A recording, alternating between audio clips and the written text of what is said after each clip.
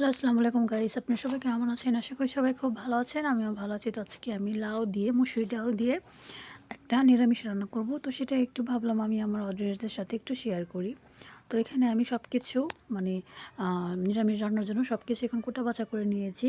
তো পেঁয়াজ কুচি, রসুন কুচি সব কিছু এখানে আমি নিয়ে নিয়েছি।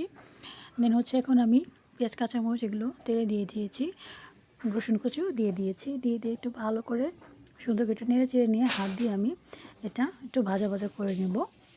তো ভাজা ভাজা করা হয়ে গেছে। দেন হচ্ছে এখানে আমি সিদ্ধ করে রাখা যে ডালটা ছিল, ডালটা আমি আগেই সিদ্ধ করে রেখেছিলাম, কারণ এখনকার ডাল সিদ্ধ হয় না, এই জন্য আমি আগেই এক্সট্রাভাবে সিদ্ধ করে রেখেছিলাম। তো এখানে আমি স্বাদ মতো লবণ দিয়ে দিলাম। দেন হচ্ছে এখন আমি সবজিটা দিয়ে দিব।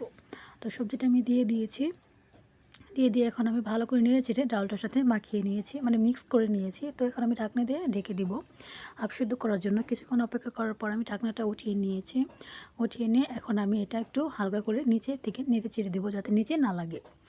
তো ভালো করে নেড়ে চেড়ে দিতে হবে। তো দেখুন অনেক সুন্দর কিন্তু এটা হাফ সিদ্ধ করা হয়ে গেছে। এখানে আমি একটু হলুদের গুঁড়া দিয়ে দিলাম, ভালো করে মিক্স করে নিলাম সুন্দর একটা কালার আসার জন্য।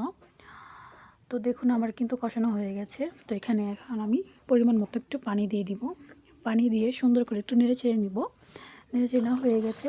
তো দেখুন আমার কিন্তু তরকারিটাতে অনেক সুন্দর বলক এসে গেছে। তো আলহামদুলিল্লাহ আমার কিন্তু লাউয়ের রেসিপিটা হয়ে গেছে, মানে লাউয়ের যে মুসুরি ডাল দিয়ে নিরামিষটা রান্না করা যায়, তো সেটাই আমি রান্না করেছি। তো আমার রেসিপিটা কেমন লাগছে এটা আমাকে অবশ্যই কমেন্টে জানাবেন। আর সবাই ভালো থাকবেন, সুস্থ থাকবেন। আল্লাহ হাফেজ। আসসালামু আলাইকুম।